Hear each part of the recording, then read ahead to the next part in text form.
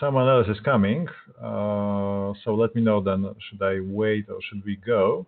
But I think like we are more or less the same team that we were last week. Okay, look. Today I got the 2 tasks for you. I mean, 2 lectures for you. Also tasks, but that comes in the after the lectures. So first of all, there will be a boring lecture about the IoT security, which is actually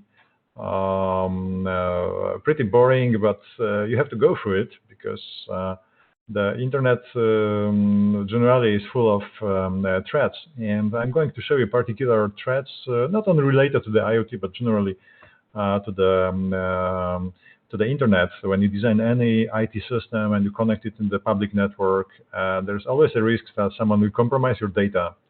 So that's the first part. And the second part is a little bit more interesting, I believe. It's about the natural language processing. You will need to help me a little on that because I cannot speak Latvian.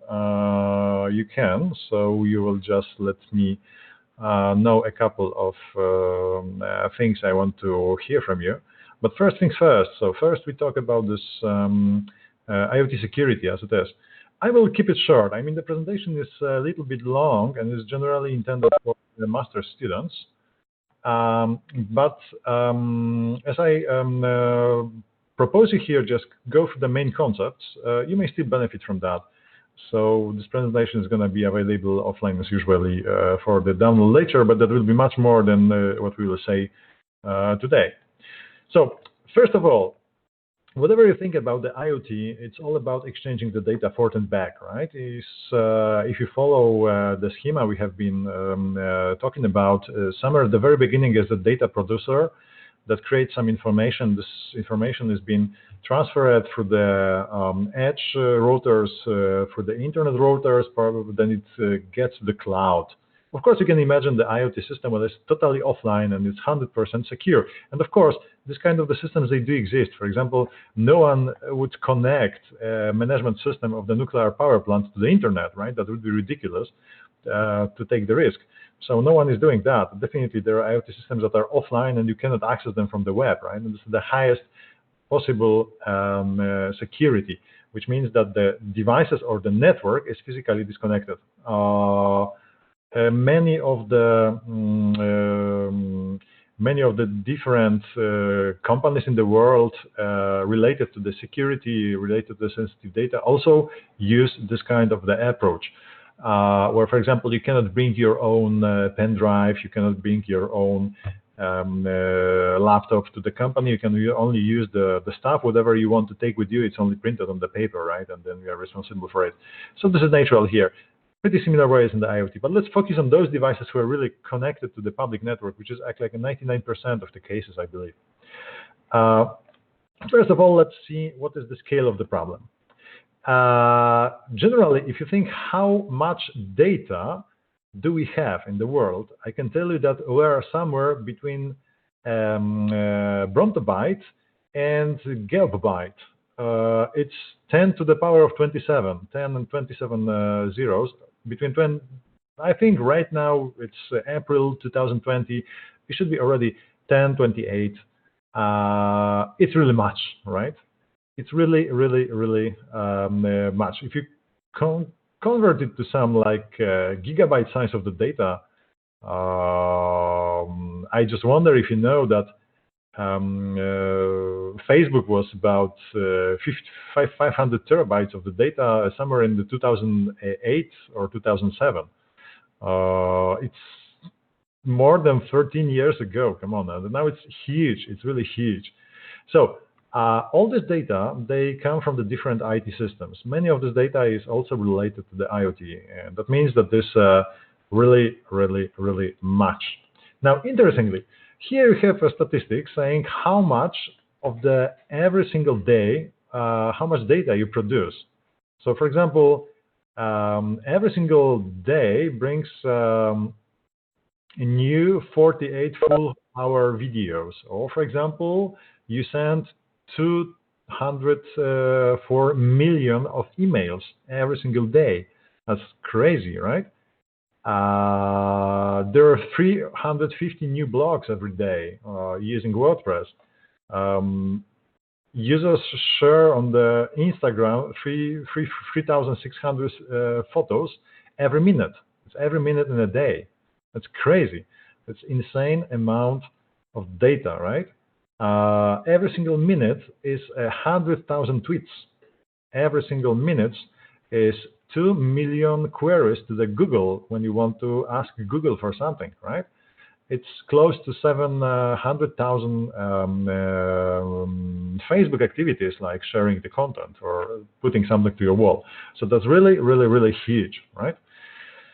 Now, if we consider the data cycle, we generally focus somewhere between this, just let me enable pointer, somewhere between this producing here of the data, which we consider are the end node IoT devices, and then processing towards delivery into the application, the services. You can consider it like a cloud services here, right? So we are focusing on this schema. Also, forward, like sending the data from the sensor network, and back, sending the data as an actuation. So it works both ways. Now, what's important here is we follow this schema in case of the data scale. So definitely, the devices, as we stated, there are about 20 billion, right? IoT devices. I'm close to, according to the Gartner's report. The fog devices, there are millions. So these edge routers that collect this data, they put it all together and send it to the cloud. There are like millions of them.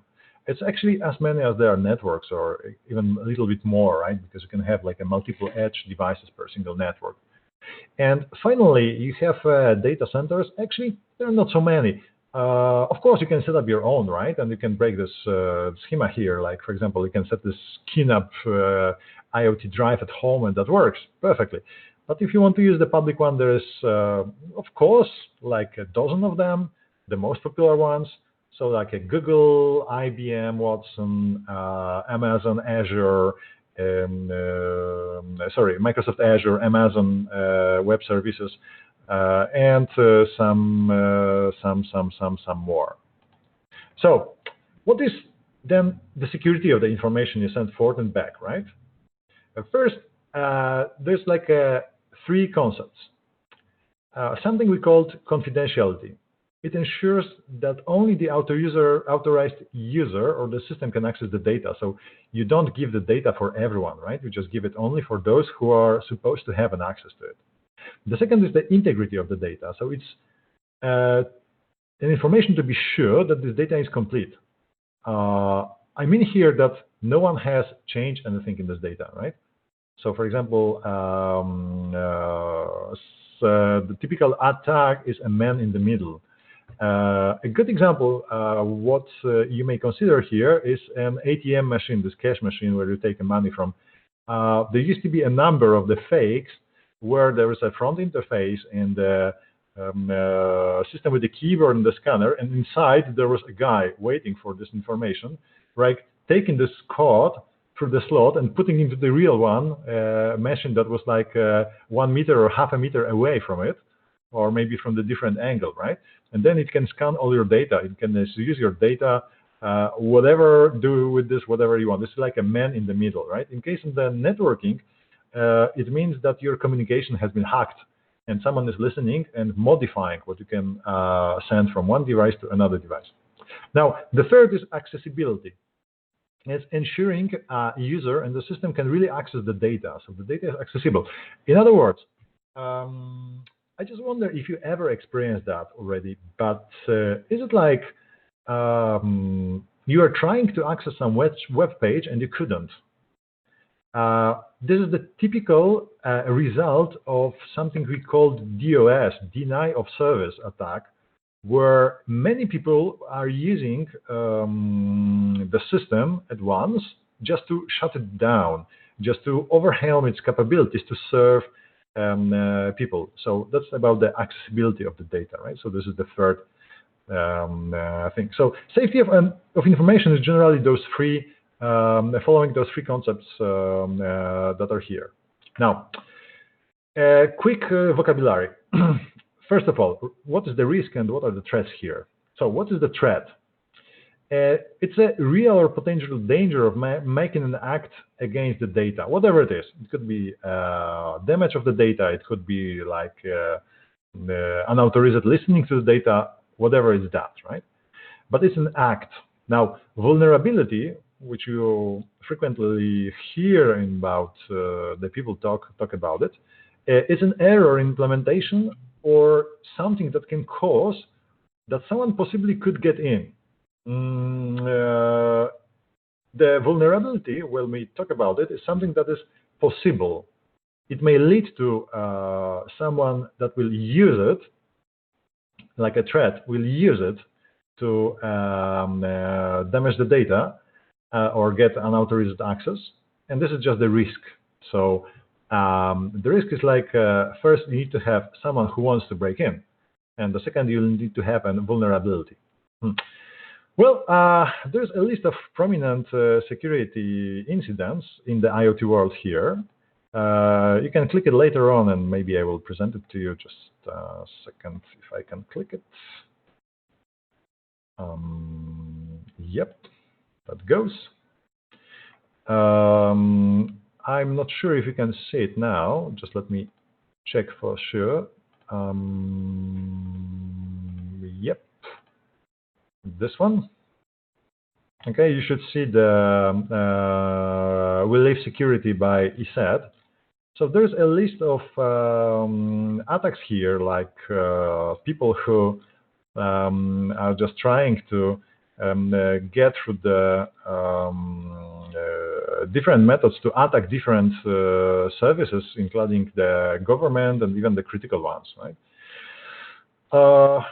There's really dozens of them, and surprisingly, many of the top IT components in the world, they are like the ones who are also being victims of getting to it. So let's get back to our presentation now. So we have already a way to survive in the internet, pretty good way, right? Generally, if you use your Windows, for sure you have something like firewall enabled and some antivirus software, which is checking whatever you do, even your activity online. If you have a Linux like me, then you don't care. I don't know how is it with the Mac users. If there are here any, we can discuss it later, but I believe there are some antivirus softwares there. Okay, just to be clear, Linux can also be affected by the viruses, but it's so minor that no one writes on the viruses or the malware here. So that's it. Anyway, just coming into the details. So why don't we use this approach? Well, okay. In case of the fog devices, we can consider that. I mean, Raspberry Pi can handle, in the Raspbian, in the Armbian, they can definitely handle the firewall, okay? But the IoT device, like the one here from behind, I'm just using to give you a laboratory stuff, like, for example, this one. Well, it definitely cannot handle fully featured network communication with security. So, sorry, but regular approach when you install an additional software, it doesn't work here. Huh? There's no way, because of the lack of the resources, the constraint of the resources. The next challenge is the device should be automatically deployed. Last time we were talking about the discovery protocols in the IPv6. Now let's consider this IPv6. How would you ensure that someone who comes new, a new sensor comes to the network, how would you ensure that the sensor is not trying to be a threat in the system, right? Well, that's it. You need to find a new ways just to authorize devices into the kind of the open networks in this fact, right? Because like a self-organizing mesh network is in some sense it's an open network. Anyone can connect, right? So you never know who is a part. That's the principle of the mesh-to-mesh communication. So you just wait for someone to talk to you, right? It's like having an open date with a person that you don't know, right? You don't know who comes. And there's always a risk. The devices needs to be uniquely identifiable. Well, that's mostly solved. I wouldn't say it's based on the IP address. Could it be? Yes. But definitely, we may use MAC address like second choice, but you will see that the MAC address you can fool. So it's not a big deal just to do that. And the last is, for example, a unique ID that is embedded in most of the CPUs in the world. Every single CPU, even Intel, AMD, they have a unique identifier. This is actually part of activating Windows. If you change the CPU, then this magic algorithm sees that some of the components were changed in the hardware, so you need to reactivate the operating system. Here, every single chip has a unique ID. And you can use it for at least identification at most, for example, uniquely activating the random number generator with unique seed. Well, could that be also? So IoT devices are mass scale implemented. And what is the deal? Imagine that you break into one of those on the firmware level. So you're able to compromise the GitHub of someone that he's writing the software for the mass scale, and you injected malicious code. Well, if you break one, it means you broke all of them. Now, imagine that you can take over control of 21 billion devices at once. Well, that could be the biggest denial of service in the world, right? I mean, you can attack virtually anyone from most of the locations, and that will be really hard to be tracked. Suddenly, there's a huge load, but you have no idea what the hell is going on. It's not enough just to switch off one device that is attacking you, because there are like billions of them, right? That's the point. Okay, let's go. So, vulnerabilities is like a first thing. You need to be able to monitor it. Well, you may be surprised. Okay, if I know there's a vulnerability, what should I do? It doesn't work actually this way. You never know there's a vulnerability, because if it was, then perhaps you should fix it before implementation. That's obvious. But you can just monitor something that, well, how would you know actually your device is broken? That's a good question. You never know that, right? So, okay. The next one is a malware detection. So it's like an extra code that is doing something crazy for you. I can give you an example of our grant we are writing here. On some stage, my Italian partner, which was using a Mac, he had some problems with the Office document, so I decided to set up a virtual machine to let him log in through the web page. And what he did, he had the credentials, he logged in, but he forgot to log out. He didn't log out, he left the desktop, and suddenly I realized that one of my servers is running 24/7 like a full speed, because I could hear the fans getting crazy. I was thinking maybe the thermoconductive is broken or whatever else. No, it was just the Russians that get advantage of the open desktop, and they were digging bitcoins with my machine. That's the point. You really need to be careful here. And the final thing is about the privacy. Well, privacy is related to the data and breaking. Because privacy is about keeping the data secure, which are sensitive. For example, the personal data, or you can think about the banking system data, whatever it is, right? Something that is sensitive that can lead to serious damage, not only just to stop the IT systems, but just to give a serious damage. Okay, so there's a number of the vulnerabilities here. Maybe like one of most popular is February registration data by default, but we frequently forget to switch the default user and the default password, right? When you install some new machine, it's not necessarily IoT device, it's actually any of them, then you forget to change your default password. For example, you set up a new router at home, and you use admin, okay, or admin 1, 2, 3, 4, that everyone knows and can scan it in the internet. Internet is full of hacked devices, and the users have no idea that they are hacked actually. The next most common is SQL injection, a pretty interesting technique where you can send and do something on the database by just hacking the query string in the URL or sending an inappropriate form that breaks the binding of the data into the query string in the database. This way you can pull something extra. Huh? Of course, that requires you a pretty good knowledge of the database structure, actually recovering this step by step, just to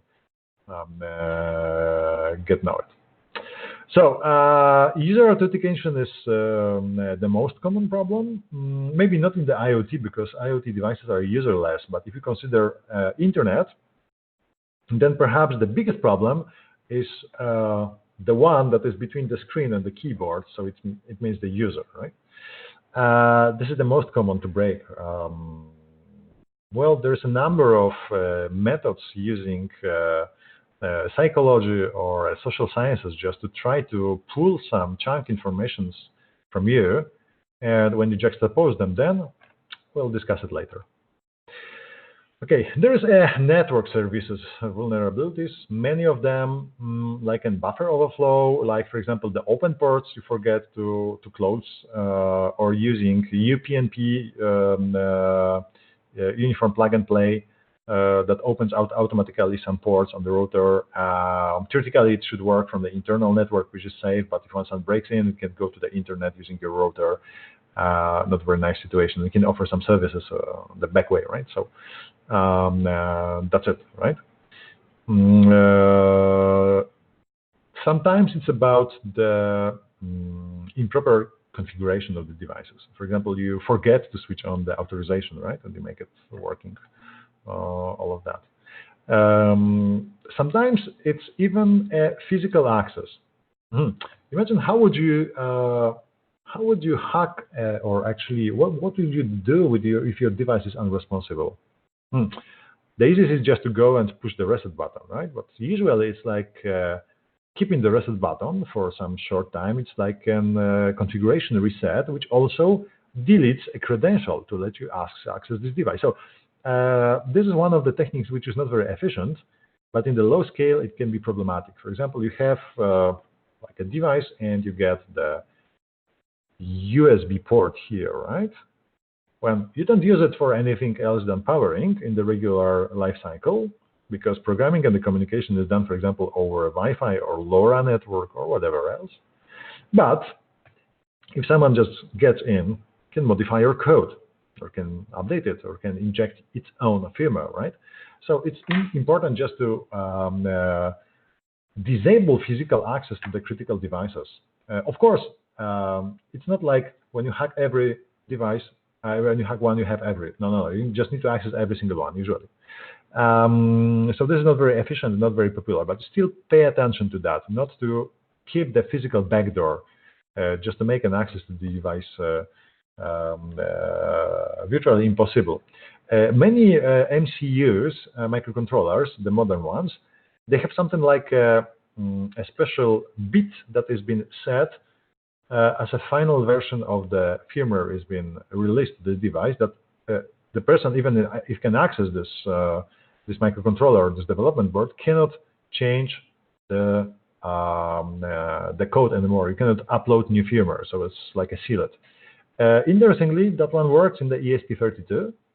However, hackers already found a way that modulating the power line, they're able to overcome this lock. So it's like a really sophisticated and complex technology that you can just get in. One interesting thing that you may consider is almost impossible to be done is that happened time ago. Well, the guys proved that if you have someone's laptop and you can access it physically, you can remove the RAM, yeah, really SODIMMs, or from the regular computer DIMMs when it's running. Just of course it will break down. But if you really quickly take this RAM and put it into the really low temperature, you're able to preserve the data inside, and this way you can put it to another laptop and recover all the memory content. Now imagine what happens if your RAM is keeping plain text passwords. You can recover all of them really easily. That's the reason that in many of the systems you should never ever store plain text passwords in the random access memory, nor in the storage. That's obvious, but in the random access memory as well. For example, if someone of you is programming in C#, there is a special version of the string that you should keep a password and the user in. It's called a secure string, not just a string, secure string. And this is encoded in the RAM. So you encode and decode it on the CPU level where the external person cannot access that. Interesting, isn't it? I think so. Okay, so that's a section about the vulnerability monitoring. The deal here is that sometimes it's really hard to find out what's going on. That was a good example. When I found that Russians were digging Bitcoins, I was just like looking what's wrong with this machine for a week. Actually, the security break was like a last one that was in my mind. The first I was looking for some software problems, then for some hardware problems. Finally, I realized that there was an unauthorized access to the computer. So in case of the devices like that one, you can even not to notice that someone is using this device for any other purpose, or it's just like stealing your data. So this is really a challenge. Threat identification is also a challenge here. You can use some intermediate techniques because usually you cannot access this device on the very low level, just to report for you what's going on inside, like using the debugger, for example. So you can observe this device from external and see if there are like any anomalies. Imagine, for example, that suddenly you have a huge network load, or there are delays in delivering the data. So you may suspect that there's something wrong, not only about the networking itself, like, for example, some interference that can slow it down, but definitely is a problem with the security. Of course, sometimes it's really difficult to distinguish that.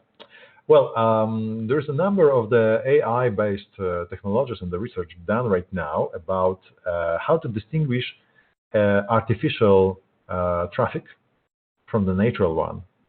Unfortunately, in case of the IoT, it's very problematic because IoT by its nature generates the data which are artificial. For example, they repeat every hour, right? But still you can observe like variation from that one. So this section here describes a couple of technologies and the preventions methodologies you can use. So if you are so far with your research, then you can go for it. I won't bore you with that one. However, I would like to show you a short story of the IoT malware. So far, I found that the first kind of those, let's call it industrial systems malware, that was like for the mass scale, it was about 2007 and 2008. This first virus was called Hydra, and that was like a first kind of break into the IoT devices that has happened. Many of those are pretty good described in the internet, but think about how many of them were like they were not detected, right? So people had no idea there was a kind of the attack. The hackers got it and they left. Just a short break. I wanted to ask you a question. Any one of you is using a darknet? Yep. Not recently. Okay. I guess you're using Tor browser mostly, right? Yep. Yes. So perhaps you know that there are like pretty good services offered for data and data hacking, and you can even buy stolen or cloned cards, right? And so on. So they also offer hacking of the IoT devices. That's somehow natural. Okay, so let's continue. There's a list here stated how you can try to detect the malware in the IoT. As generally, they are like three methodologies: dynamic analysis, behavior-based technique, and signature-based technique. Mm, they really differ in about what we are talking, which part of the system we are talking about, whether it's like a communication or it's a core of the system or is it like a interface. But generally, that all stays on observation from external for the device, what's going on with that, eventually checking periodically. For example, you can pull the firmware and check its MD5, whether something has changed or not, right? With your original copy that we were uploading some time ago. And then you can see that.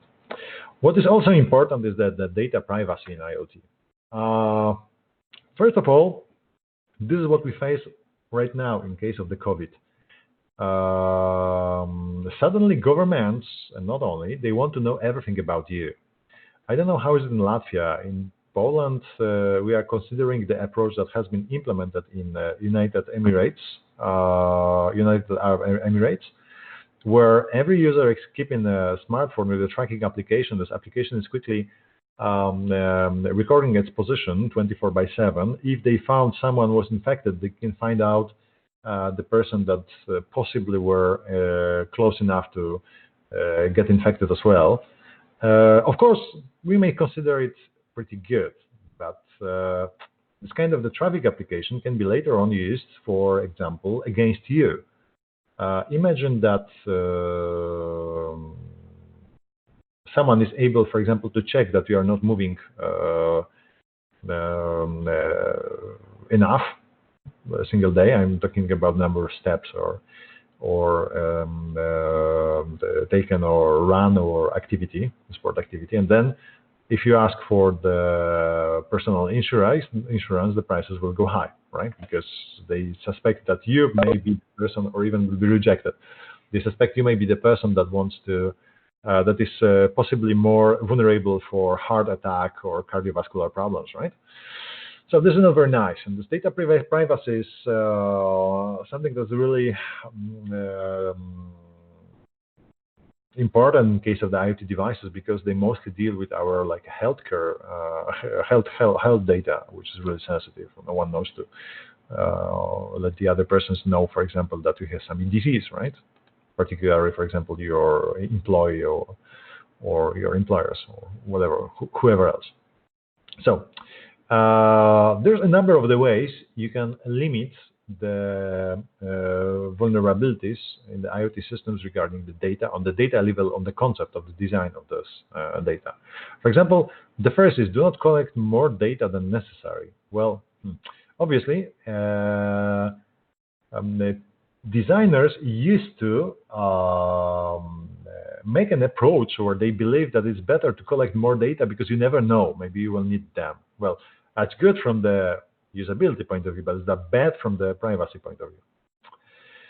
Minimize the number of data sources. Well, if you pull some data, for example, from other sensors or from other networks or from other services, if your service is compromised, perhaps also ways to access other services will be compromised. So limiting the number of the devices that you can interact with into the minimum is essential. Minimize raw data collection. Yeah. Okay. So what I mean here is, for example, you can consider it like the most common mistake that has been done by the online shops, which actually applies straightforward to this idea. I'm not sure if you know what is the best at the moment method to keep your passwords for the IT system secure. Well, generally, it's not a way to store it in the text like a full password. You should encrypt it. Of course, if encryption key is compromised, then someone can decrypt it back and have the plain password. This is the most of the number of the compromised shopping systems in the internet. But if you have your password working the following way, whenever you log in with your data, you calculate a hash function of that. Could be MD5, for example. Well, MD5 is pretty simple, but let's keep it like that. Could be SHA, whatever it is. These devices can handle that. So what I mean here is you use your MD5 and you store MD5. When someone logs in, you just take its password provided and you quickly calculate an MD5 and you compare it. If it is equivalent, that it means that it's the person to be identified or the service to be identified. When it's not, it means it's someone else. Pretty simple, but no one can discover the password actually. So this is the way you could make it. You don't keep a raw data. You just use it like processed data if possible. And so on, and so on, and so on. For example, minimize data row storage, right? If you store some information, who was connecting when, like logging in, you should use a round robin or like a FIFO queue. Just not to keep the data along. Keep data depersonalized if it is possible. So if you collect, for example, some sensitive data like logging in with your fingerprint, and then you compare it with some users, it's enough to be sure that this person has been authorized, but don't store this information because later on someone could recover the person, and based on this person he could have a fingerprints, right? So that's the thing here. Keep short data retention period. So don't keep this data as long as necessary. Keep it as short as necessary, right? When it's not necessary, just get rid of that because that will limit cases when someone can compromise it. Encrypt communication. This is natural. We all switch into the HTTPS. I was pointing out here that MTTT, for example, is insecure. You can tunnel it through the secure channel, of course, if you want to. This example that I was just giving you before about the secure string in C#. I think it's a support in many other languages for that. What is also important here, I would like you to pay attention for something we called avoid centralized data processing. Well, that's actually problematic because in most cases, it's a situation where we are putting the data into the cloud. However, you may still consider pre-processing of this data. So, for example, the cloud may not obtain personalized data, but unpersonalized data. And you can keep locally like kind of the token assigned to this data. Later on, if you get back, you can recover it back based on this token, right? Or you can use this trick with a one-directional mathematical function called hash function, also this way, right? Try to perform knowledge discovery on the aggregated data, not on the raw data. What I mean here is this is the approach you should use in the cloud, right? So you get this data which is already pre-processed, so you cannot directly recover who is who. Well, this is the way we believe, for example, Google works, right? They claim all their analytical services, they keep the data for the statistics, but they have no relation to the computer the data comes from. I'm not sure about that actually personally, but this is the way it should work, right? From the security point of view.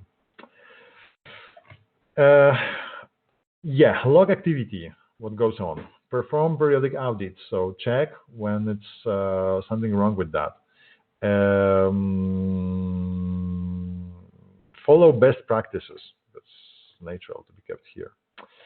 And the threats we can identify here in this privacy is first recurring and identification, right?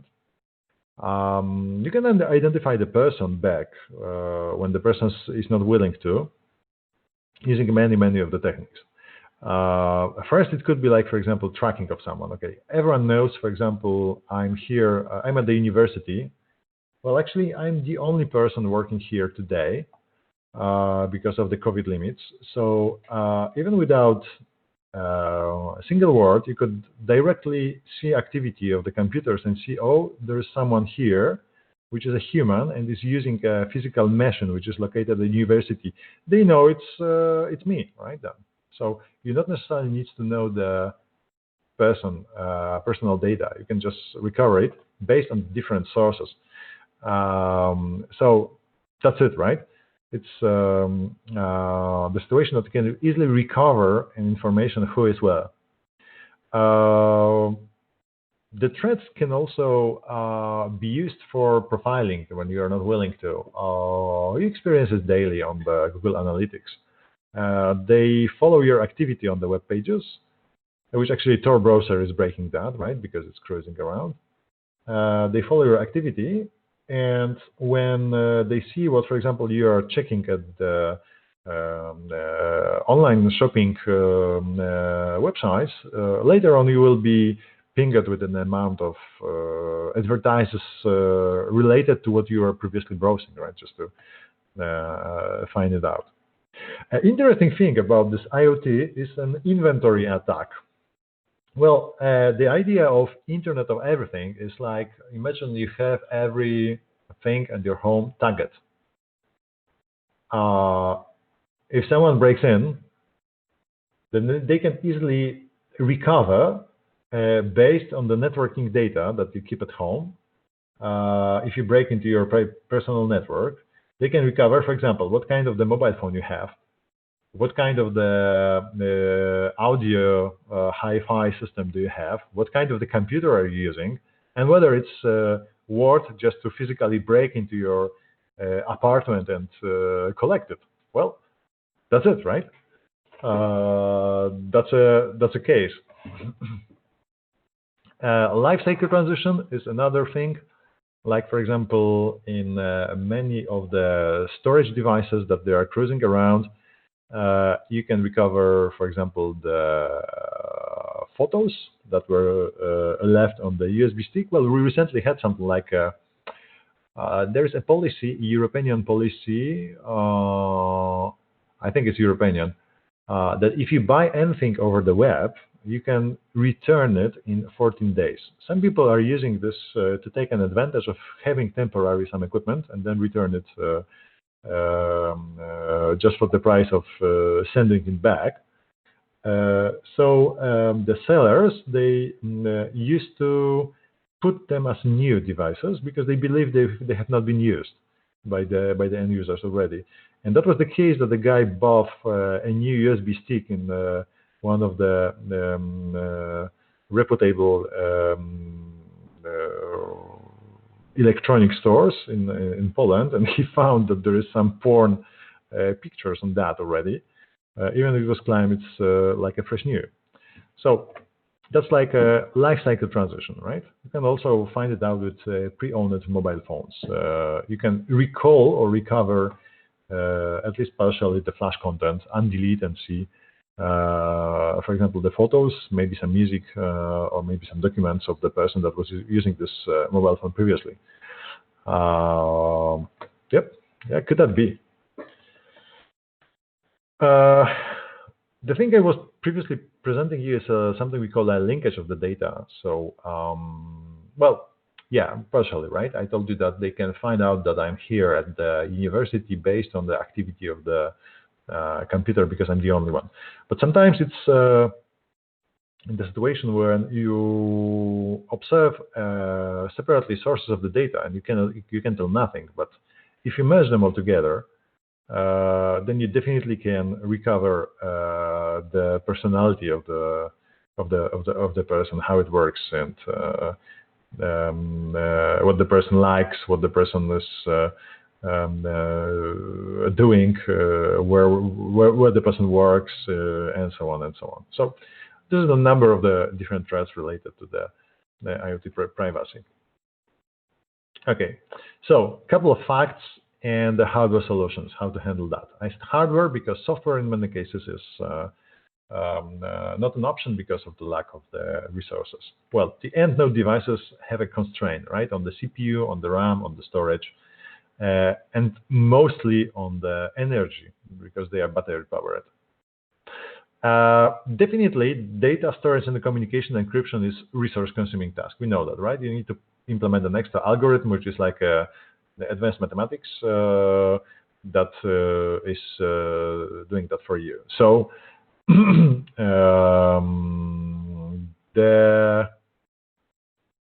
number of the chips provides its individual identification, so that's good here, out of the box. However, if they don't, you can use something we call the TPM, Trusted Platform Modules. Well, most of your laptops have it embedded inside, but you can have it like on separate chips here. This kind of the chips has first a unique ID that can be used for like an RSA key for this asymmetric encryption.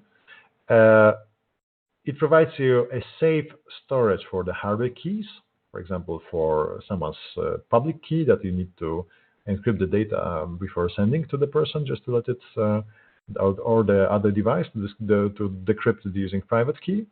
There is usually hardware-based encryption algorithms embedded inside. So you not necessarily use it in the with the CPU. You can use an external, let's call it model here. This one is actually just mostly for storing. It provides you a very good quality random number generator, of course, but it's generally for storing the keys, right?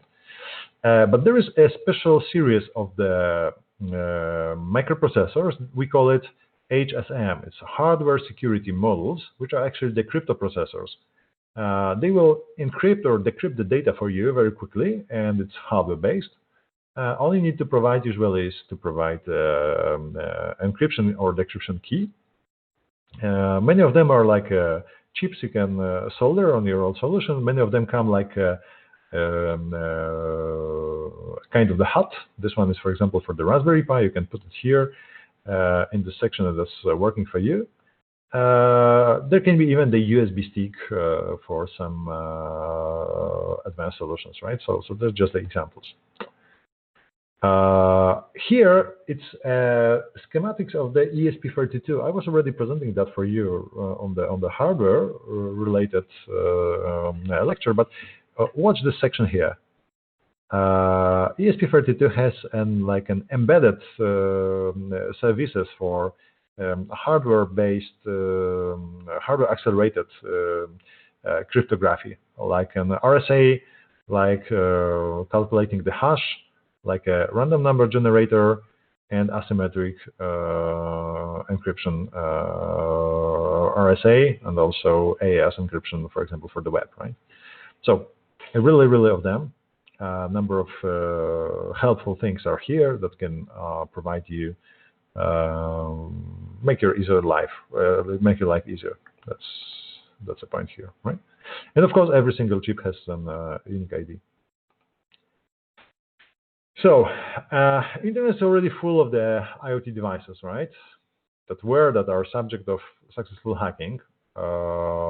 If you know the darknet, you know that you can also order some services to let you someone hack it for you, which is of course illegal, but real it is. Here is a presentation about how it looks like in the web. So I'd like to let you watch video with me. Generally, this is the lecture you can also access on the platform. I told you, I asked you just to put the credentials. So 4 persons did it already. I just asked our administrator to create an account for you. So I will return with you when the accounts are created to access online courses. Then you will be able also to access this security course if you want to extend your knowledge. But generally, I'm sorry for that. I'm struggling some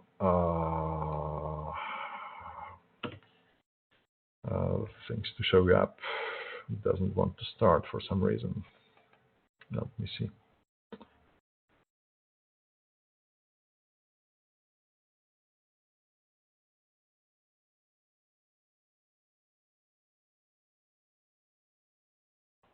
Hello, colleagues.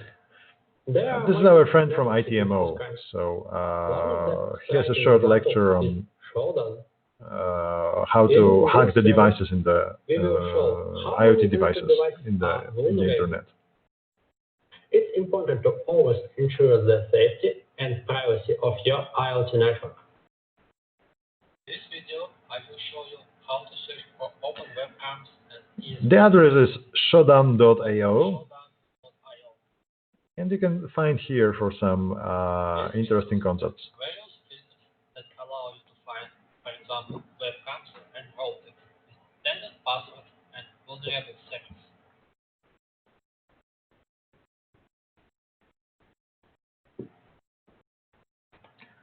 Okay, just to be clear, you can return to this video later, so it's not very important at the moment. But I just wanted to show you that there are like services even in the regular net, not in the dark net, that they expose the devices that, for example, mostly they are easily hackable. So there is a known backdoor. For example, the TP-Link routers have it, most of them, or the devices that someone forgot to put some enable some credentials, or it was really easy to be discovered. So the services are here, and you can find them easily on the web. Okay. There's also an example that you can use a ready software that we used to make it with students. I'm not ready for the show, so perhaps I will include it into some later stage with our laboratory part. But there is a really nice hack using exactly this. Oh, sorry for that. Enable my camera. Exactly this ESP8266 chip that you can create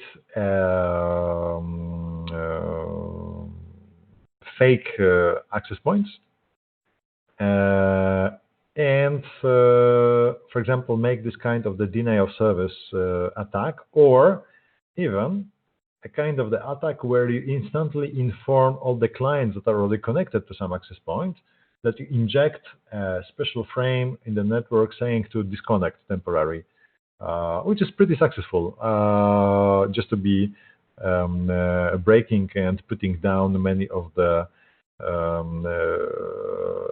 Wi-Fi networks.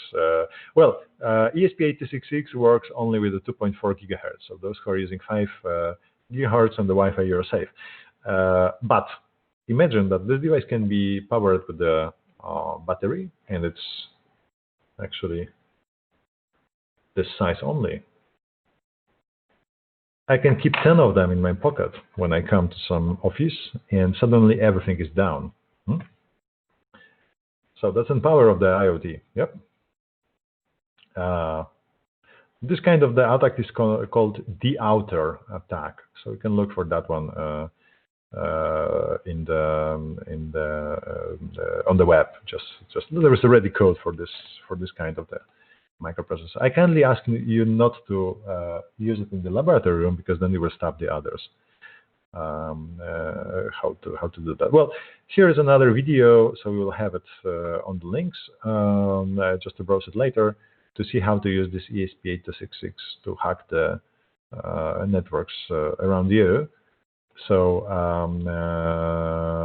that's it. Okay, here it's some more information about something called crack attacks, ESP8266 attacks,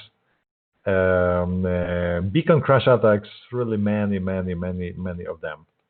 Okay, just not asking you to do that on your enemies, but anyway, still that works. Okay, so this is the end of this boring part, I believe. Now the part about natural language processing. So that's a separate story, I would say, but to some extent you will subsequently see that it really relates to this security. So first of all, if we talk about the natural language processing in the context of the IoT, we generally think about interfacing with humans, which is of course true. Of course, it's different if you interface like in home automation devices. It's totally different if you consider for example, Industry 4.0 and the IoT for Industry 4.0. What I mean here is, in case of the Industry 4.0, where the devices are organizing the manufacturing chain themselves, sometimes it's really hard to understand what's going on inside, right? Why in this order and why in this way? And if you, like in case of the company that is pretty nearby here, it's called Gustav Wolf, and they are related to making the lines for lifts in most of the lifts in Europe. You are using them daily if you are living in the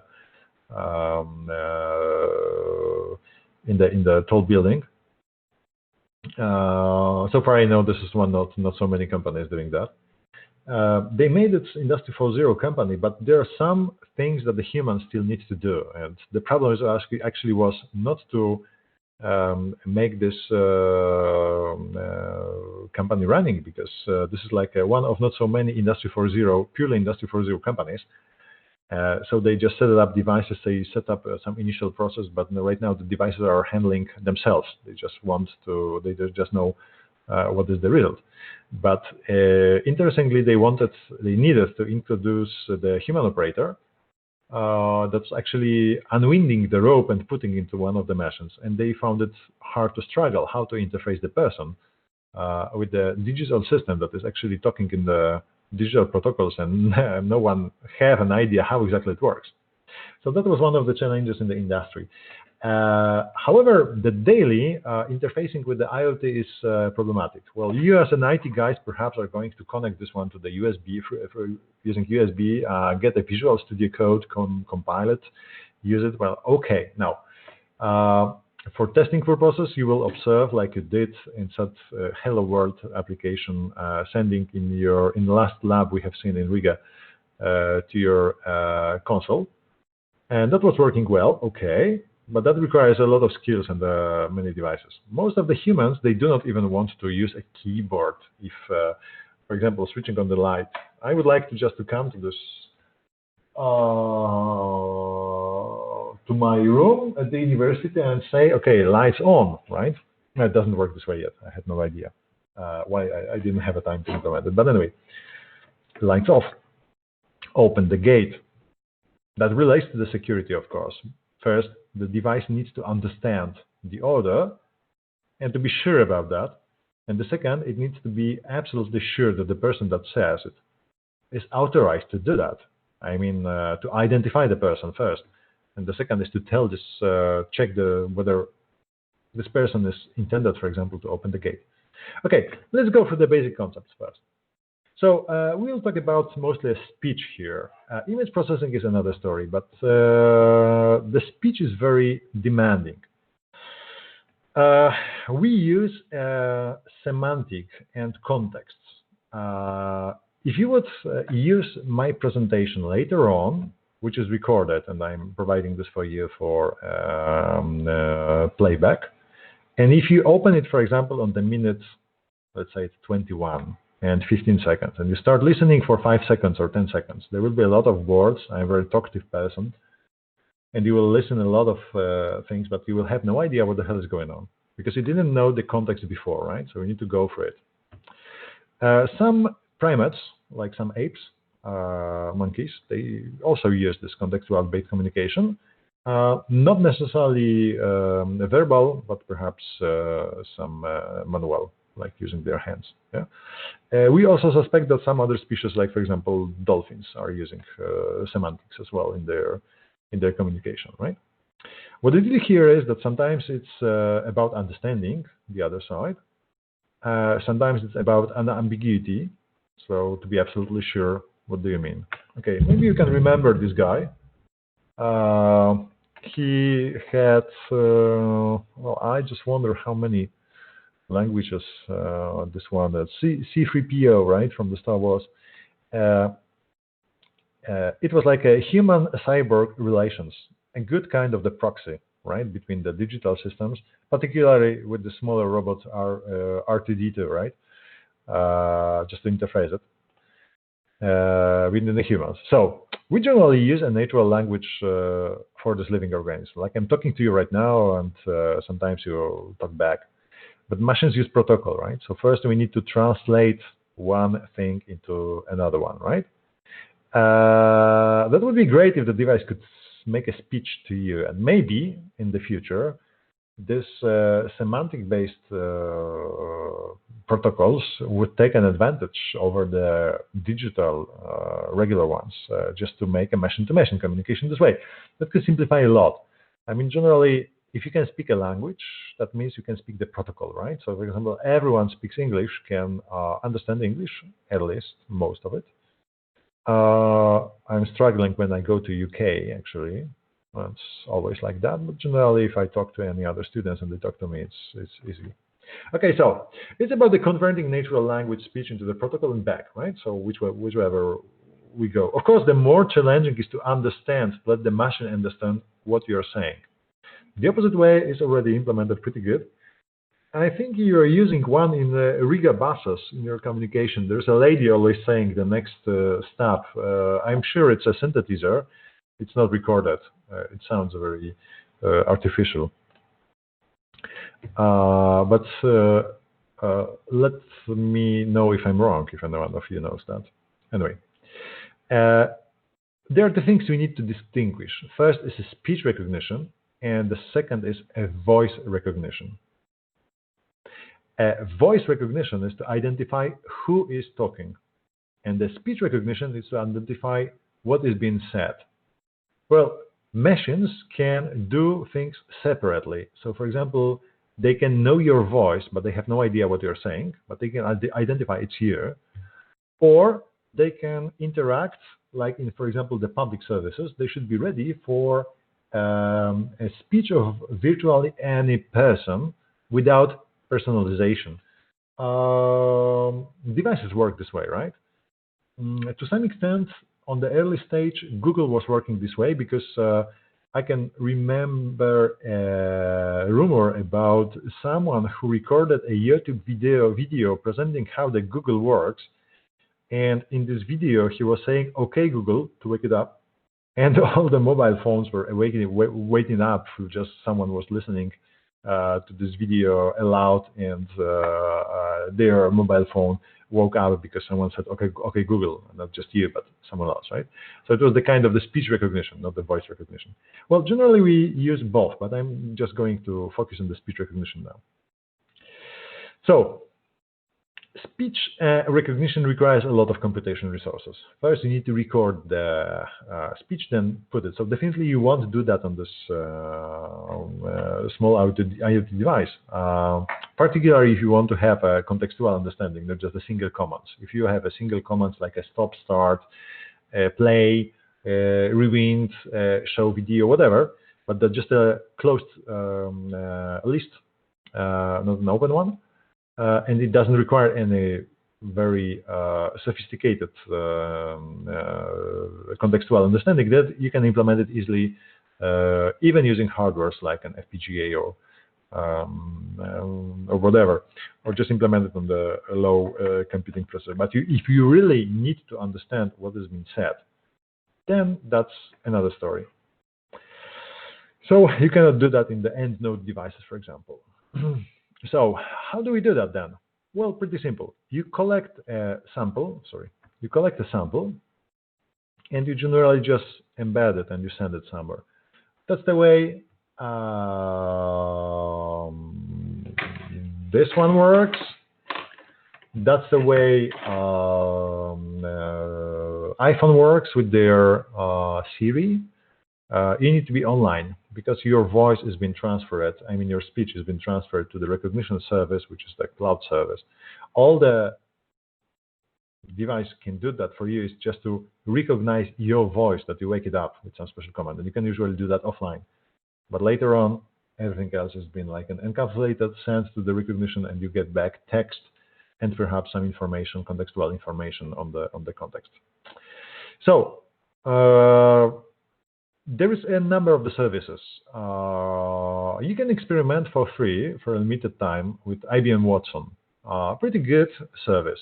There's a Facebook speech API. There is a pretty good Microsoft speech API, including contextual Cortana. There is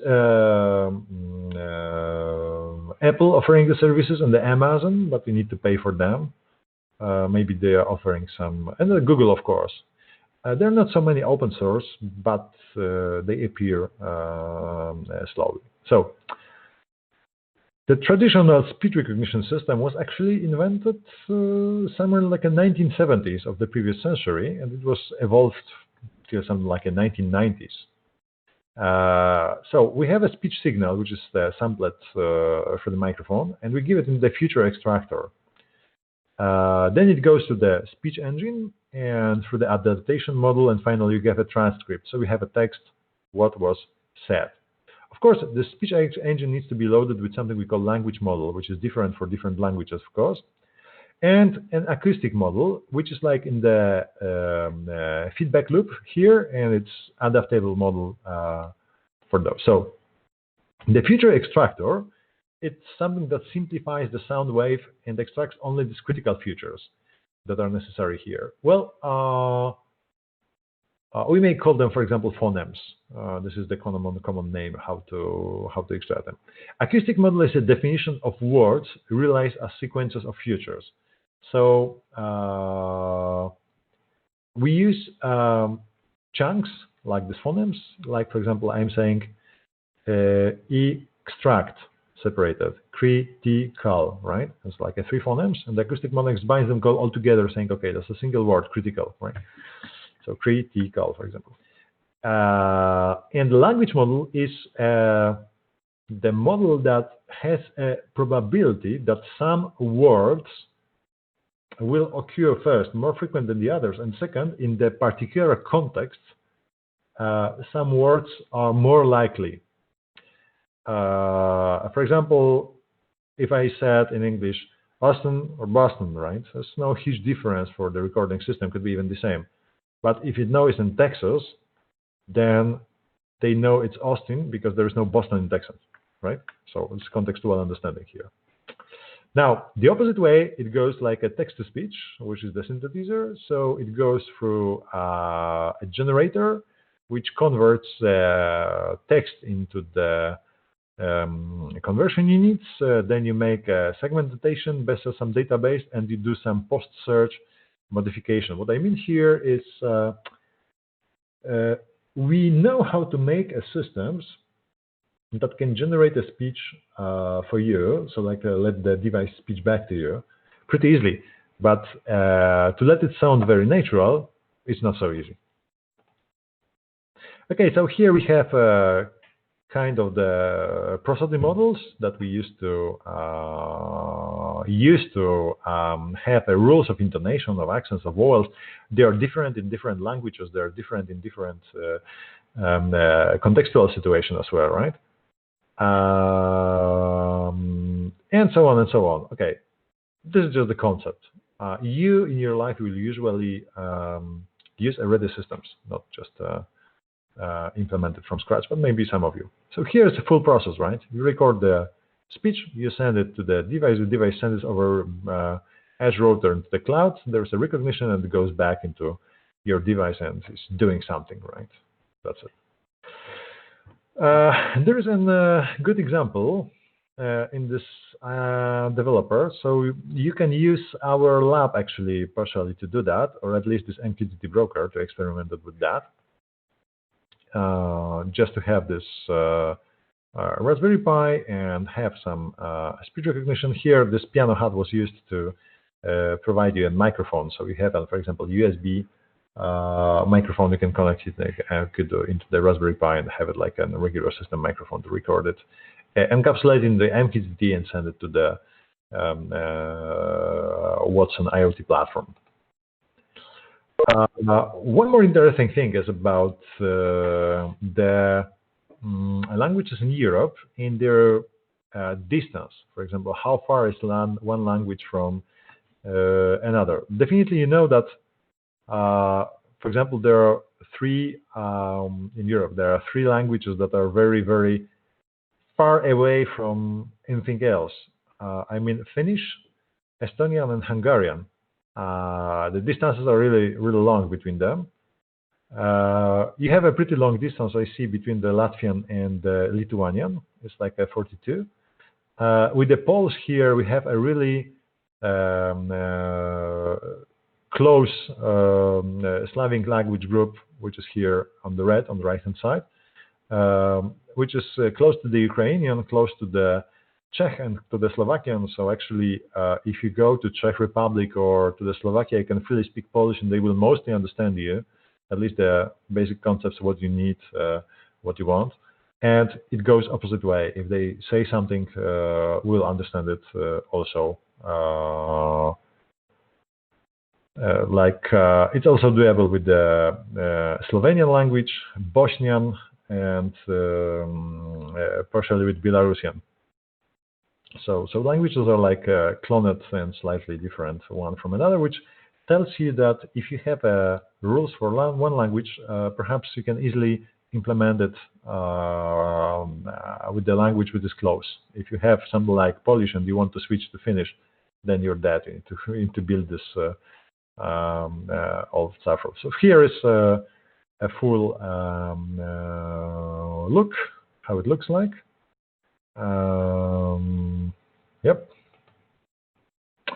And number of the cloud-based services for you.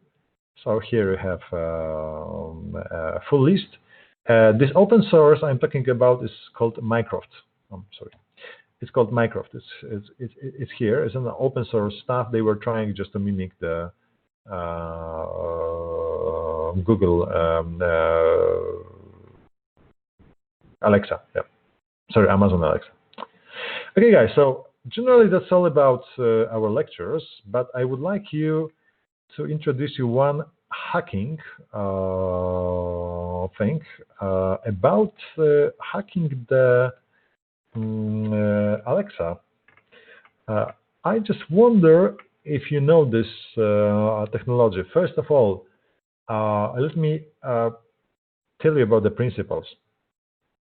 The idea is as follows. You know the MEMS microphone, which is actually the kind of the microphone with the membrane that is implemented in, I believe, 99% of the devices. This one has a MEMS microphone. This one has a MEMS microphone. All your Nokias, all your Samsungs, Huawei, whatever it is. And of course, Alexa as well, right? Now, I wonder if you know it, but generally it works the way that it converts the alteration of the pressure, like I'm talking right now to the microphone, into the electrical pulses. Surprisingly, similar thing happens if you make a laser and you point into this membrane and you start to alterate the signal just that it mimic the speech. It's like a finding from April last year, just a year ago. The guy found that if you point a laser into the microphone and you make a modulation of it with the speech, then you will simulate and the microphone will record it like a speech, but actually no one can hear that. Pretty tricky. Now, what the guys did is as follows. They took a laser and they put it into the Alexa and they simulated some speech. Okay, well, laser is like nothing special. It's like a 60 milliwatt laser, right? Just to speak. They were trying to speak to different smartphones. They were trying to speak to the different smart devices, and they always succeeded. Interestingly, you can do that from the really long distance. Why? Because a laser is like a laminar light, so it goes over long distance without any distortion. Sometimes you can use an optics. So they were able to do that from the, well, interestingly, using a long distance, as you see, 110 meters away, just to activate the device and tell your device, for example, okay, Google, open the gate, and your home is compromised. And no one had an idea it works this way until someone tested. Now, it seems that this is the vulnerability. The manufacturers had no idea that someone will actually find this tricky way to activate remotely the device. And interestingly, as you see here on this picture, it goes over the window. from the building from the other side of the street. Yep. And the person that is sitting actually inside, if there is no fog, barely can see that someone is trying to hack the device. The guys did it from the building on the other side, and they opened at the gates in the garage of the nearby building that was equipped with this interface, right? So be careful about this kind of the devices. They're really tricky. It's really nice to come home and say, "Okay, Alexa, please play some music," but still, you may not succeed. Now, let me ask you one question. Like I was previously sending a video. Can you see and hear it well? Was this transmission today? Yes. Yep. Yeah. Yeah. Okay. So I just want to show you something funny.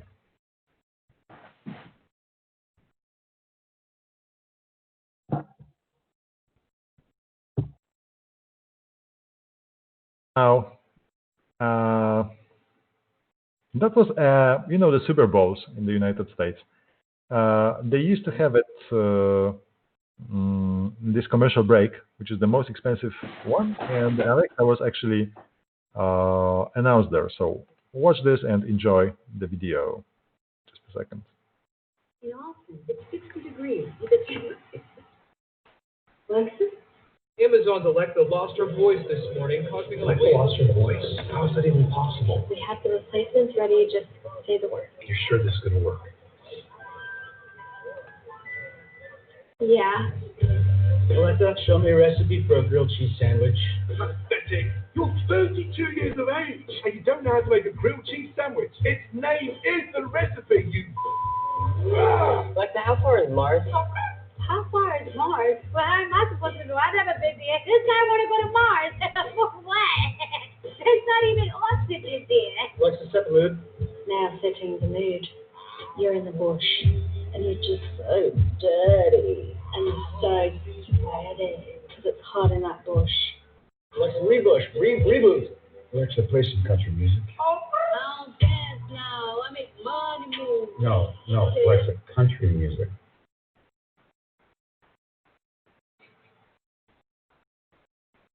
Alexa.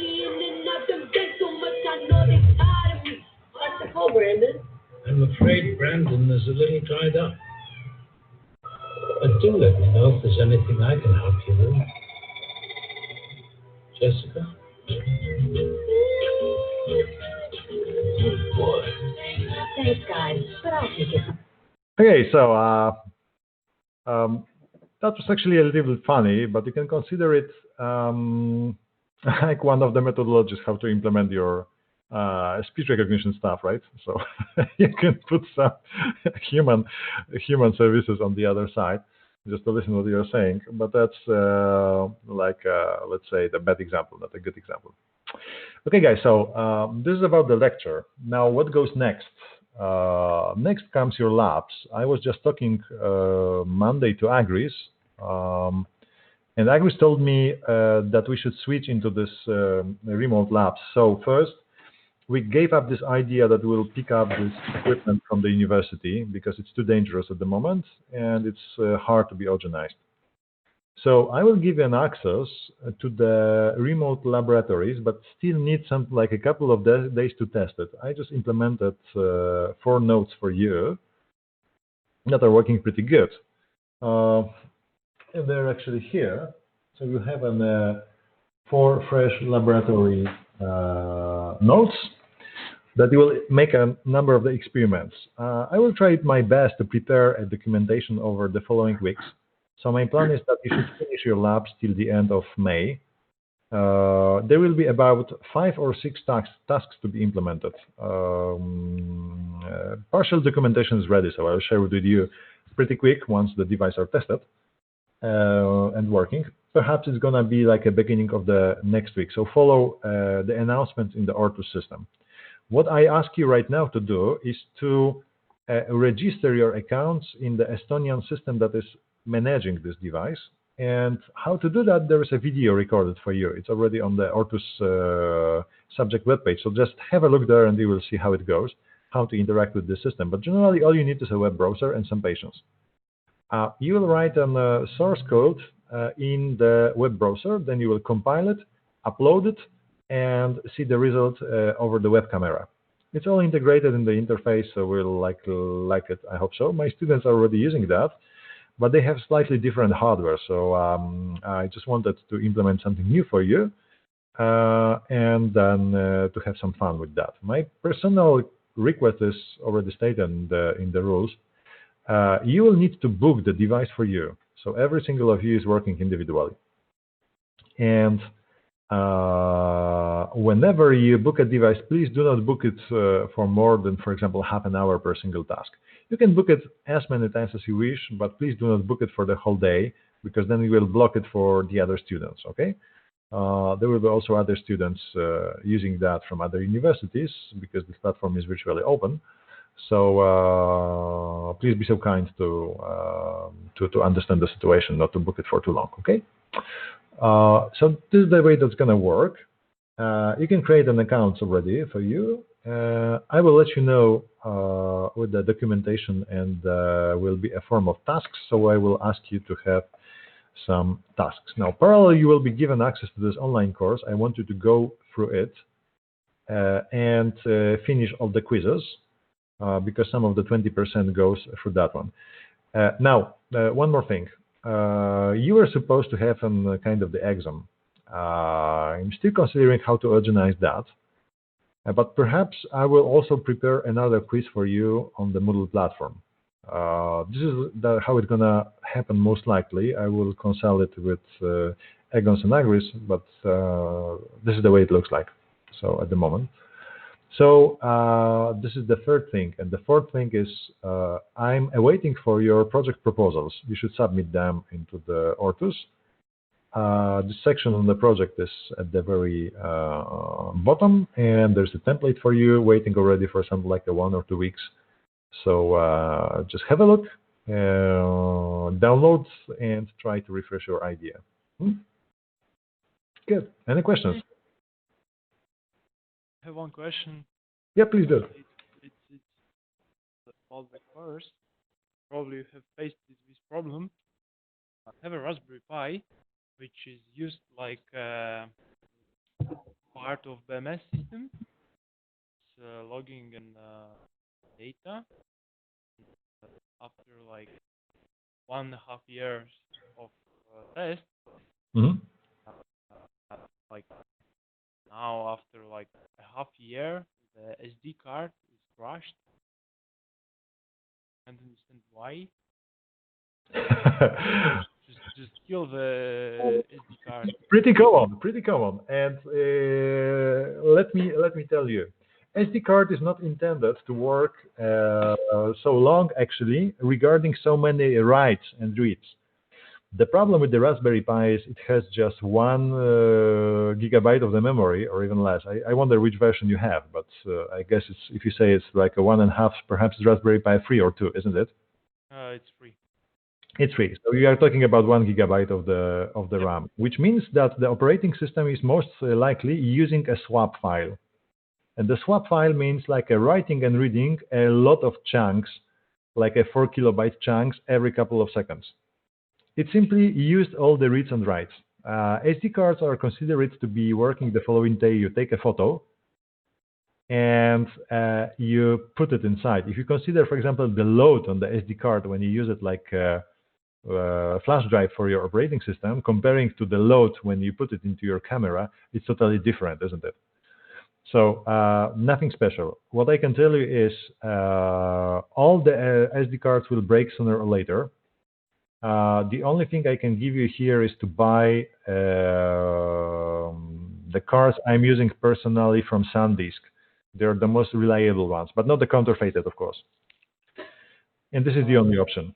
Alternatively, what I can propose you is switch from the Raspberry Pi into the Orange Pi or Banana Pi. They're like a clones. They run not on the Raspbian, but they run on the Armbian. But some of those boards have embedded eMMC. It's like a dedicated flash that is able to hold and handle dozens of reads and writes for the swap file. Thank you. I So heard that it is possible to move the operating system to hard drive with a Raspberry Pi. Maybe help? yeah, okay. So again, there's a hub that will enable you to do that on the Raspberry Pi, and indeed you can use like a solid-state drive or the hard drive. Yes, you can do that. Interestingly, if you need to keep some huge storage, because in case of the Orange Pi, this eMMC is up to 16 gigabyte only. I have never seen the bigger one. It's usually 8 or 16 gigabytes. Well, let's say it's enough for the operating system and a couple of apps, right? But it's not enough to hold some research tasks. So in that case, you have two options. First, expand your RAM using USB disk, like just put a USB and use it like a drive to mount it in your operating system, or eventually use one of those Orange Pis or others, because some of them provide a natively SATA interface, serial ATA interface. So you can directly connect your hard drive to the board without any extenders. Just look to the Orange Pi. I have a pretty good experience with them. So it's not like a Chinese clone. I mean, it comes with the Chinese Android, usually installed in this eMMC, which actually sucks because if you start it, you will see like a number of Chinese characters on the screen, and that barely mimics any operating system. It's like Android 4 or 5. But you can easily like get rid of that, put an SD card inside, install Armbian, and then you can move this Armbian over this Android into this eMMC flash, and that should work. There's one more thing I can suggest you to use. There is a way, I cannot recall it right now at the moment because I never needed to do that actually. There's a way that you can remove a swap file. You can disable a swap file in the Raspbian. If you disable the swap file, then perhaps there will be not so many writes and reads. And that may extend the lifetime of your card, but that won't be longer than, for example, 3 years, I believe. What I do personally is when I'm using this Raspberry Pis for our live like a proxy, I always make a one-to-one copy of SD card, and I'm able to recover it in case of the breaking pretty quickly, like just a disk duplicate, and that's it. Okay, go. You can repeat again. What's the problem when I'm connecting the hard drive and keeping the operating system on a hard drive using the Raspberry Pi? Well, from the Raspberry Pi point of view, I'm not sure if the bootloader will be able to boot from this hard drive because it strongly depends on how this hard drive is going to be connected to the physically connected to the bus of the Raspberry Pi microprocessor. So perhaps you can extend your Raspberry Pi with a hard drive, but just like a store for the data, not the core of the operating system. I personally, I wasn't able to boot from the USB drive. I was trying, but I didn't succeed.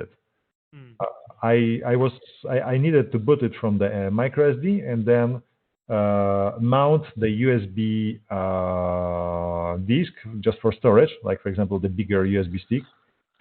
But still, the firmware that is being executed on the early stage when you just power on your Raspberry Pi, it won't let you load the operating system from anything else than the SD card, I believe. Thank you. I just heard about a couple of projects, but sounds like they succeed with. Like, I'm not sure.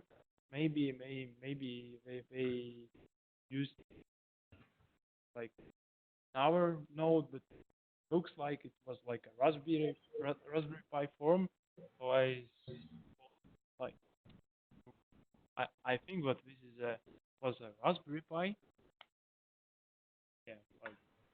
Well, That's the point. I'm just trying to open the page. This Orange Pi, it works really slow. Their web page, it's orangepie.org. But I'm more than sure that I saw some sort of the solution that may help you with the integrator. Well, first of all, you don't have an integrated SATA controller on the Raspberry Pi. You need a HUD, right? If you talk about the USB drive, on the other hand, that you stick in with an external enclosure, that's another story then. But then you face this problem I was like telling you before, that you may not be able to boot from this drive. You may be able to use it when the operating system is already loaded through the special drivers, but not to boot from it. It really works slowly today. I have no idea why. When China has started recently to work full time, I believe, and they are back with.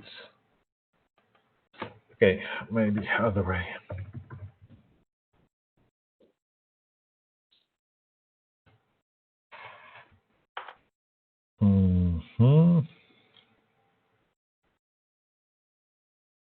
Yeah, that should be Orange Pi 3, I guess. Let me try the Polish reseller. That's Kamami. Just a second.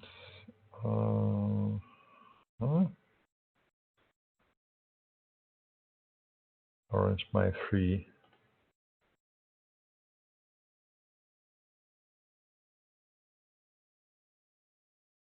Okay, if you can see right now the board, can you? Yeah. I think this is M2 controller, just to connect this old-fashioned storages that were in the laptops from the 2010 till 2015, I believe. Just to be absolutely sure that this M2 connector.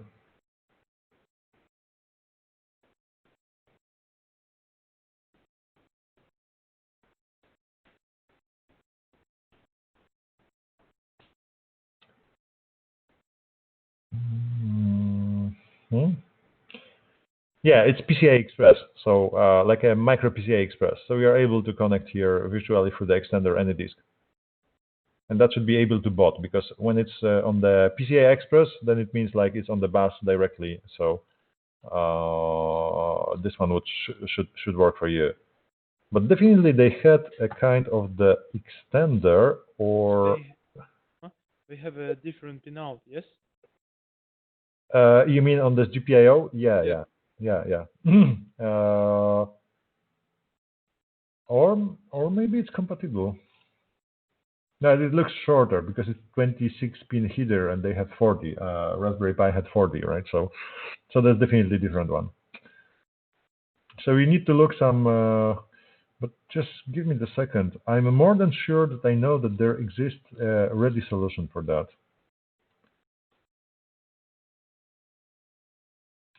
Here is the one I was talking about, eMMC. So you need to look for the boards that they have eMMC integrated, like this one here. So it means that it's a special storage. So you do that like, you use it like a regular Raspberry Pi, so I mean Orange Pi or whatever. So you just boot from this transflash card that you put it in here, but once it's booted, you just go over the console and there's a special command that moves all this card into this flash inside. And then you just can boot it from the flash. There's like an 8 GB version, and I have seen somewhere 16 GB. I would suggest to take a 16 because then that should be enough for even most of the applications, right? So I'll give it a try on their webpage, because this is the reseller, so they definitely don't have the latest hardware. But if you look good, you will perhaps find also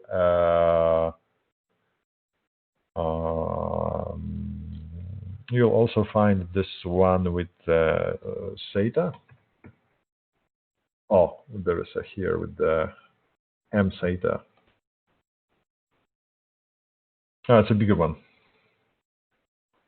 A slightly bigger one. I see it's with the integrated. Almost like motherboard. Yeah, that's a big one. So and also expensive. So that's not an option. But definitely they have. Here is a 60 gigabytes of the eMMC. They have all the IMU like Compass. Here is an MSATA. Yeah, that's an external connector, the MSATA. So you can have it over the extender or over the stuff. And there's also Banana Pi and many other clones. You can find them on AliExpress. By the way, what is the situation? Are the Chinese goods coming to Latvia at the moment, or you're like locked down for the delivery from China? Hard to say for me. Like I have ordered a couple of modules, and they supposed to be like now, not. But I heard that slowly the situation recovery, all like that.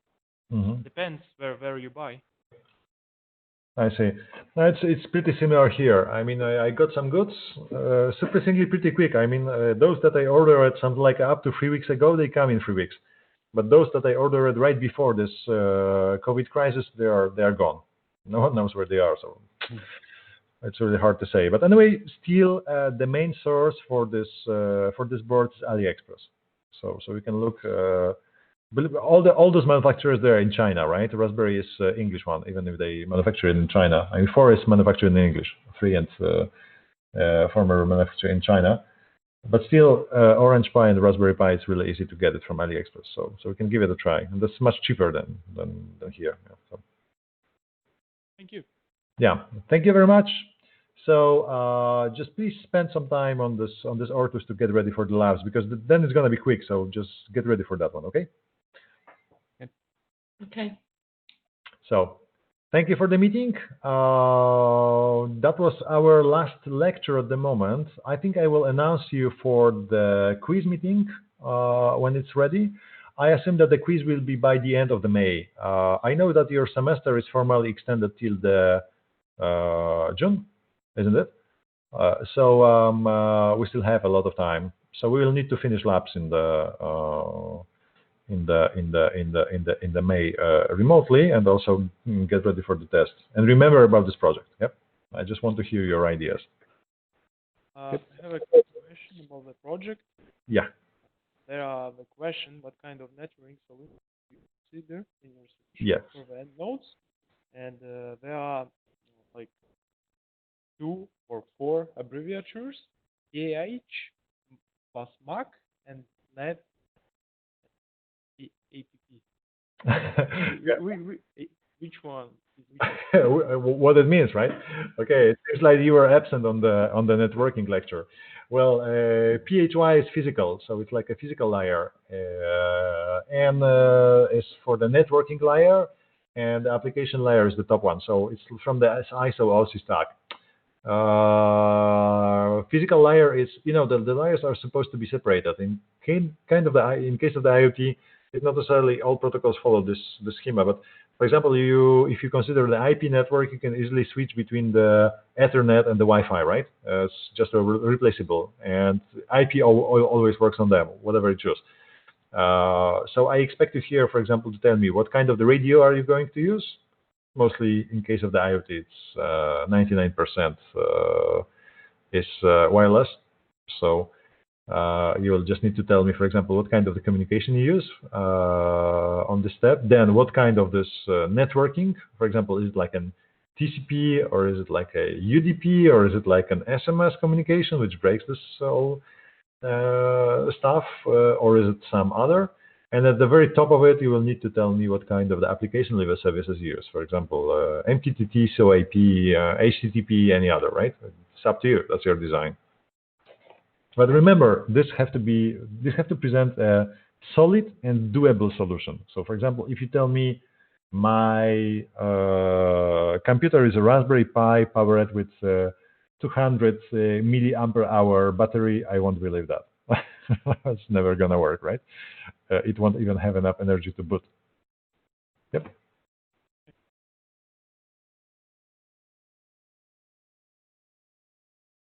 Okay, guys. So enjoy your afternoon, or actually close to evening. Keep safe and stay at home. And here virtually. Yep. Thanks. Thank See you. Bye. Bye bye. Bye. Goodbye. Ooh. Thank you.